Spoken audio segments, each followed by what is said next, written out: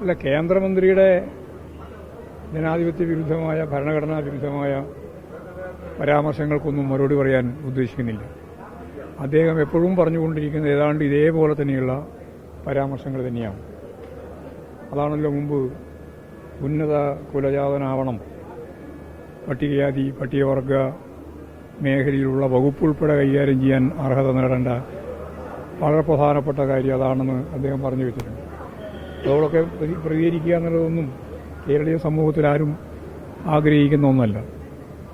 വഖഫ് ബില്ലുമായിട്ട് ബന്ധപ്പെട്ട് പറയാനുള്ളത്, വഖഫ് ബില്ലിന്റെ ആദ്യം മുതൽ ഇനിയിപ്പോൾ ഇന്ന് രാജ്യസഭ വരെ ശക്തിയായിട്ട് CPIM അതിനെ എതിർക്കുകയാണ്. അതിന്റെ ഭരണഘടനാ വിരുദ്ധതയും ന്യൂനപക്ഷ വിരുദ്ധതയും ചൂണ്ടിക്കാണിച്ചുകൊണ്ട് തന്നെയാണ്. അല്ലാണ്ട് വഖഫ് ബോർഡിനെയും അതിന്റെ ഉള്ളടക്കത്തെയും മുസ്ലിം ന്യൂനപക്ഷത്തിന്റെ താൽപര്യങ്ങളെയും സംരക്ഷിക്കാൻ വേണ്ടിയിട്ടല്ല ഇങ്ങനെയൊരു ബില്ല് ഉണ്ടാക്കുന്നത് എന്ന് സാമാന്യ ധാരണയുള്ള മുഴുവൻ ആളുകൾക്കും അറിയാം. ഈ പേരുപയോഗിച്ചുകൊണ്ട് അവർക്ക് ഈ മേഖലയിലൊക്കെ ഇടപെടാനുള്ള പഴുതുകൾ സൃഷ്ടിക്കുന്ന നിയമനിർമ്മാണം തന്നെയാണ് നടന്നിട്ടുള്ളത്. 12 മണിക്കൂർ നേരം നീണ്ടുനിന്ന അതിശക്തിയായിട്ടുള്ള ആശയ പോരാട്ടത്തിന്റെ അവസാനം അവരെന്താണോ ഉദ്ദേശിച്ചത് അത് തന്നെയാണ് നടപ്പിലാക്കാൻ വേണ്ടി തീരുമാനിച്ചത്.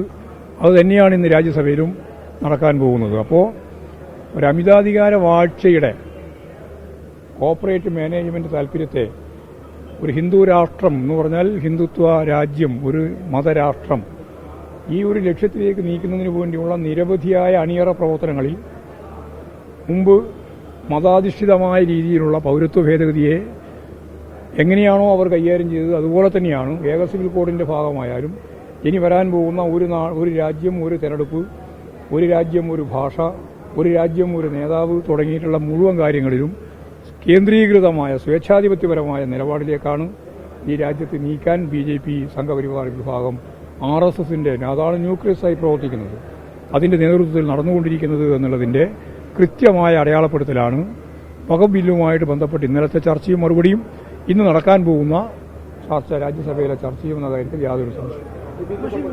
പരിഗണനയ്ക്ക് വന്ന സമയത്ത് രാഹുൽ ഗാന്ധി ചർച്ചയിൽ പങ്കെടുത്ത് സംസാരിച്ചില്ല. കുറച്ചുകൂടിയും പ്രതിപക്ഷ നേതാവ് എന്ന കുറച്ചുകൂടി ഇടപെടൽ വേണമായിരുന്നുള്ള ഒരു വിമർശനമാണ്. അല്ല, അതിലിപ്പോൾ നമ്മൾ കാണേണ്ട ഒറ്റ കാര്യം മാത്രമേ ഉള്ളൂ.